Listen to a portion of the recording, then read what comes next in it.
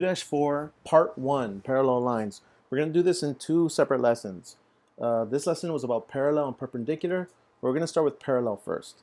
So this is what parallel lines look like. We have two lines going in the same direction, and they will never intersect. They will never cross. And they have the same slope. So what does that mean? What that means is, if we're going to calculate the slope of these lines, the change of y over the change of x, right? We would take like 2 points, like here from here, count the change in y over the change in x, and we do the same thing here, the change in y over the change in x, and we would discover that the slope, the m and the m in the equations of both lines are the same. They have the same slope, the same rise and the same run. Okay, so let's get into some problems. Example number 1, write an equation in slope-intercept form for a line that passes through -3, 5 and is parallel to y equals -2 over 3x plus 1. Sorry about that, it got a little messy on me. But basically, this is one line. Okay, so let's just imagine that for a second. You don't have to graph it, but I like to visualize it. Here goes down 2 over 3. The line looks something like that. Okay, that's the line. They want another line. They want a line that is parallel to this one, but it is using this point. Now, -3, 5 would be something like up here. -3, 5.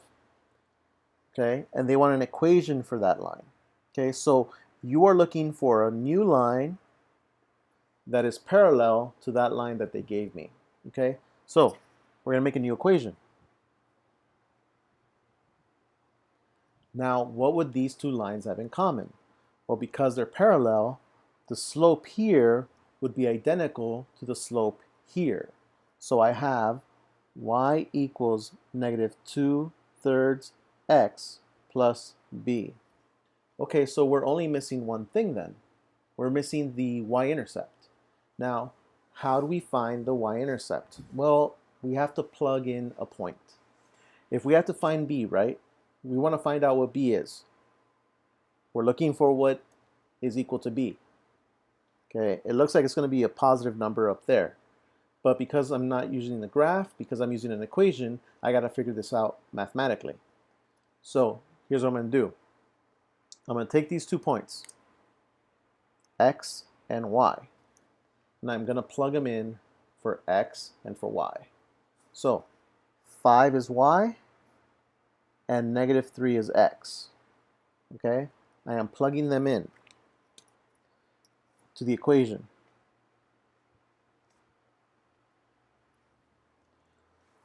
Well, on this side, they would have to multiply.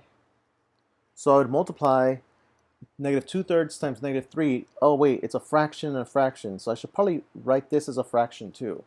I should multiply -2/3 times -3 over 1. If I multiply -2 times -3, I'm going to get a +6. And then 3 times 1 is just 3. Well, that simplifies. 6 over 3 would simplify and become 2. So I have this now. 5 equals 2 plus b. All right, I'm not done yet. If I want to solve for b, the b has to be by itself. Inverse operations. I got to get rid of the 2. Get rid of the 2. Now I have my answer for b. b is equal to 3. This point right here, that point is 3. All right, now they want the equation with this y-intercept and that slope. So your final answer for this will be y equals -2/3 x plus 3. There's the answer. All right? That is a line that is parallel to this one. They have the same slope, they just started at different points. Next. Now, how do you determine on a graph if they're parallel? Because these lines aren't touching, but to prove that they're parallel, we have to calculate the rise and the run, or sorry, the change in y and the change in x. So one way to do that is to identify 2 points on the line. Okay, so from going from here to here, this is going down 1, 2, 3, so this is -3. That is my change of y. And then going from here to here, 1, 2, 3, 4, 4, that is my change of x. So remember, slope is 2 parts. The change of y, the change of y over the change of x, the rise and the run. In this case, it would be -3 over 4. That's my slope for this line. If these lines are parallel, what should we expect to see? -3 over 4 will be the slope here. Now, I don't have a point over here. I could mark a point, but instead, I'm going to use this point up here. Okay. Now, you just saw me go from here and over. You can do the same thing. I can go down. I can go down and over. But you can also do this. You can also go up.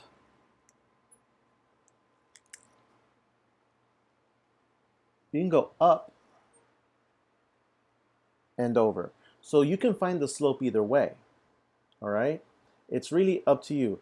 Now, generally what I like to do is I like to go from left to right. So I like to go with the point that's further here and then work my way to the right side. So I'm going to start at this point. 1, 2, 3, 4. So it goes down 4. That is my change of y.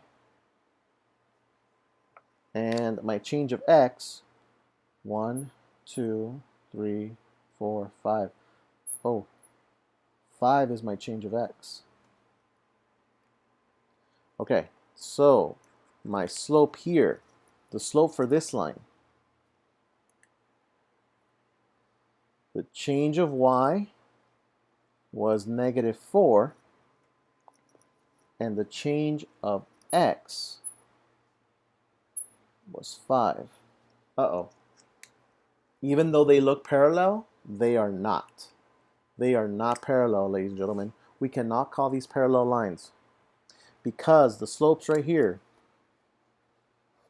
are not the same. They are not the same slope. They are not identical. It should be the same numbers you see here should be the same numbers you see here. The same negative sign should be the same negative sign or the same positive signs. But because these are different, these are not parallel, not parallel. Okay? So that's how you determine from a picture. Now, the last one is what if you're asked to determine if they are parallel, perpendicular, or neither.